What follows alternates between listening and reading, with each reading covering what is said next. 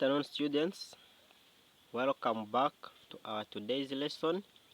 Today we are continuing with our advanced level biology, and today we are tackling cytology, and this is our lesson 3 because in the previous video we are in lesson 2 and we studied very many things.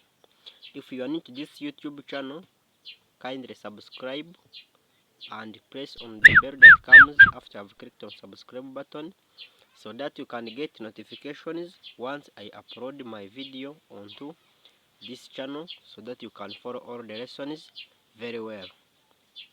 In the previous video we looked at the lysosomes. We just gave a simple introduction of the lysosomes, and also we studied the other cell organelles that are found in the bodies. So now today we are looking at the lysosomes. So now lysosomes, we looked at them. Now we want to see their functions. What do they do in the cell, in our body? How are they important? So the first importance of lysosome is that the digestion of food materials. There is digestion of food materials into simple substances, e.g. glycogen to glucose, starch to glucose. So now it is in this glycogen, in this lysosome, whereby different substances, it is in this lysosome where different materials are digested. For example, when the glycogen is being digested to glucose, or is being converted to glucose, or starch being converted to glucose, those things they take place within the lysosome. Another function is the destruction of worn out or unwanted organelles like cells, and this process is called autophagy. So now for them, they destroy worn out cells, all those cells which seem to be old, or the ones that are old enough. And you know, for example, the red blood cells, they have a lifespan of 120 days. So after that lifespan, the lysosomes, they go there and clean the cell by removing those worn out cells. So that is another function of the lysosomes. Another function is that at times the lysosomes, they destroy the entire cells. And now destroying the entire cell, it means self-destruction. We find it is destroying the cell where it is also found. And I think I left you the question. I left you the question that I think we are going to look at it, no problem. So there is destruction of worn out cells. So these worn out cells, they are destroyed by these lysosomes. And also, so this process is called the autophagy. So now the self-destruction, or the autolysis, that's when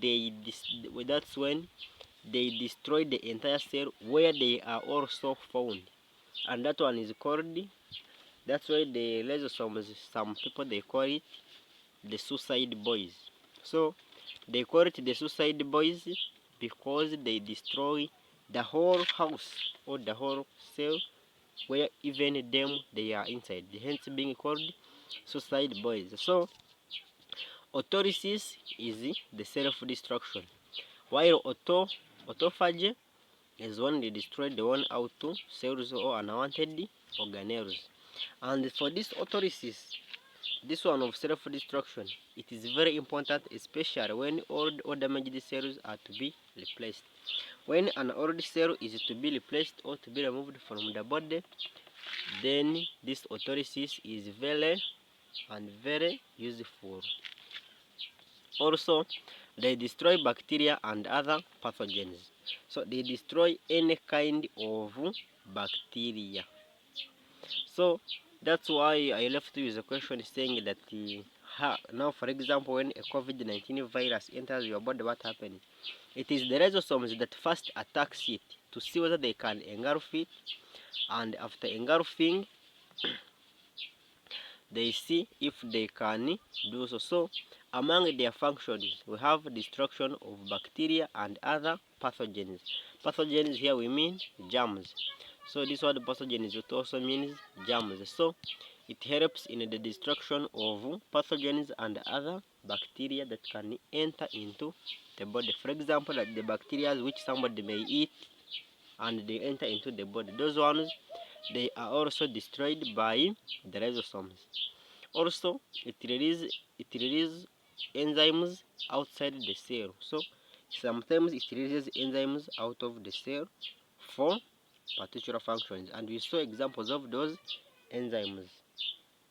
We saw the protease enzyme, very many of them. In lesson 2 we saw them. Also, we have penetration of the sperm into the ovum during fertilization in mammals. So now when a sperm is entering into the ovum during fertilization, so in mammals, there the sperm has lysosomes on its head, commonly known as acrosomes. And I think in your O level you must have come that word called the acrosomes. So an acrosome is the other part found on the sperm that is on the on the head side, somewhere on top on the head side. So those ones, they are the lysosomes which come and help it to penetrate inside the ovum during fertilization process. So that's all about the lysosomes. So their major function is to destroy worn out cells and also to replace worn out cells and during the formation of new cells. So those are some of the functions of the lysosomes. Now we have the mitochondria as another cell organelle. Remember, we are looking at cell organelles and their functions, and these ones, they can be seen during the ultrastructure of an animal or plant cell. Now the mitochondrion, the one where in pro it is a mitochondria, they are powerhouse. Powerhouse means they are the ones which generate power to give out energy. They are the ones, and they can be rod shaped. They have very many shapes. You can find it is rod shaped like this. You can find it has a shape of elongated, something like that one. You can find when it is sausage, something like C, or sometimes you can find when it is cup shaped like this one. So they have very many shapes, but all of them, their main function is to produce energy. And also the mitochondrion, it has a double membrane envelope, and the wall is made up of two thin membranes separated by a narrow fluid space known as the membrano space. So we are coming to look at this on our diagram, the membrano space, that space between the two membranes. We have a membrane outside and another one inside. Then the space between those two membranes is what we call the membrano space, as we shall look at on the diagram down here. And the outer membrane, it is smooth and is regular, so it has the same thickness, and it is also permeable to respiratory gases like oxygen and carbon dioxide. So since it is permeable, it means that oxygen and carbon dioxide can easily enter and move out of the mitochondria. So you can see its diagram here. Its diagram is here, as you can see, and it also has the conversions or the coils, things like coils inside there which are moving like this. So these coils which move like this, those ones, they are the ones which we call the cristae. On the diagram they are here, the cristae, this part, this one here. So those are the cristae. So on its part, what we have been saying, the intermembranous space, intermembranous space, it is here, that space between these ones, just here, then between. That is the intermembranous space. We have the outer membrane, as we have seen. We also have the other inner membrane, the inner membrane. It is the one that is folded, and these folds, they are the ones which you call the cristae. And inside there we have these things which are like dots. Those ones, they are the ones which we call the stock particle. Yeah, sorry, it is called the matrix. These dots, it is called the matrix. Then this part here is the intracellular, the intranuclear DNA, and DNA in full is deoxyribonucleic acid, if you don't know that one. So those are some of the parts of the mitochondria. So in short, mitochondria has two membranes, and the internal membrane is coiled. It has conversions which we call the crystal, and inside it you have a matrix. So now this matrix that is inside, it contains very many things. The first thing is that it contains enzymes for the Krebs cycle. So now Krebs cycle is the process by which energy is obtained within the cell. We shall come to look at that one very well in our next topic. So we shall understand the Krebs cycle, and we know the enzymes that are involved in the Krebs cycle. We also have the Mitochondrion Ribosomes. So we have the ribosomes that are found in the mitochondria. So they are also packed there inside the what? Inside the matrix. We also have the extranuclear DNA. You know, a cell has DNA, and the DNA is found in the nucleus. So now the extranuclear DNA, it is the outside DNA that is always outside. So it is not in the nucleus. That's why it is called the extranuclear DNA. So now because the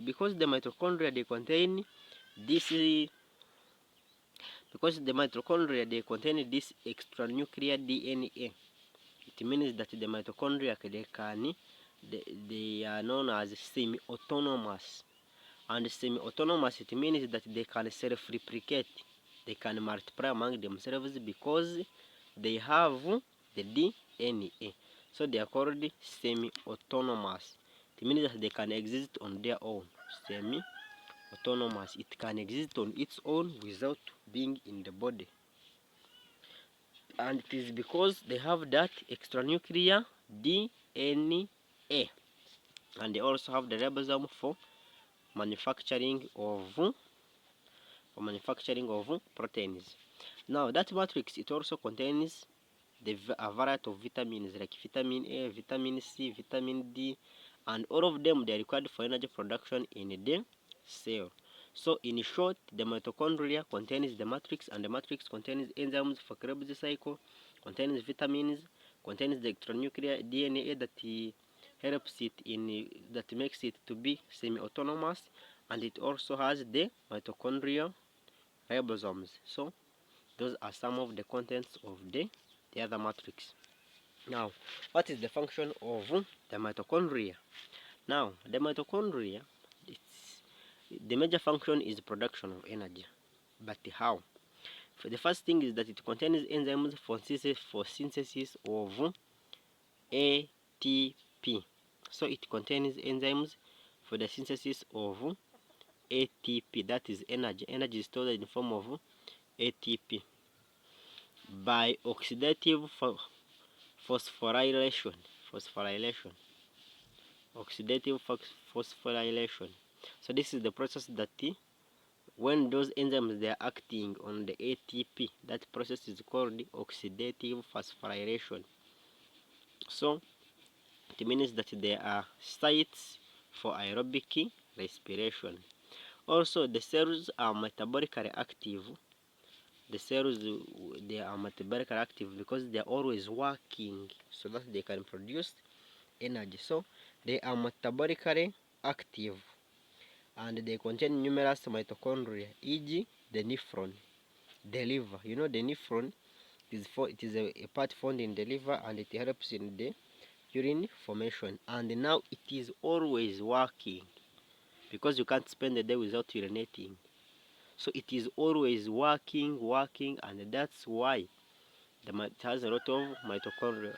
For example, talk of the spermatozoa and the skeletal muscle cells. They are always moving like this. When I turn my head like this, they are working, and they have to produce energy to work. So they contain mitochondria. Also, the mitochondria of the heart muscles, they contain more crystal.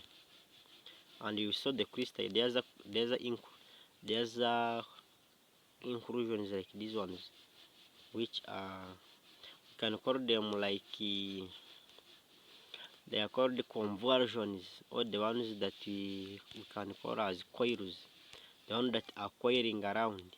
So it has a lot of crystal. And now in plants, the mitochondria are abundant in the sieve tubes, the companion cells, in the root and hair cells, and in the meristem.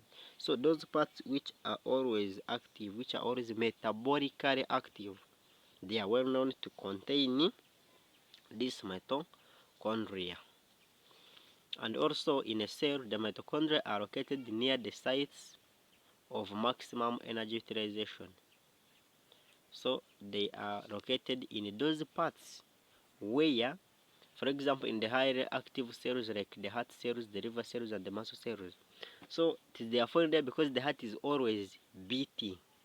So now, as it is always beating, it needs energy. So that's why we find much mitochondria. We also have the liver cells, I told you, where the urine is made, there is detoxification.